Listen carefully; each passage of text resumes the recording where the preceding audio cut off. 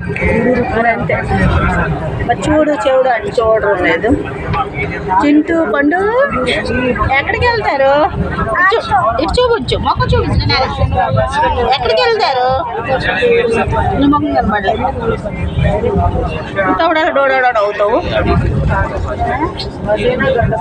తిరుపతి కొండకి ఎక్కుతాము. అంతేగా అంతేగా అంతేగా అంతేగా అంతేగా. తిరుపతి లేట్ తింటారు.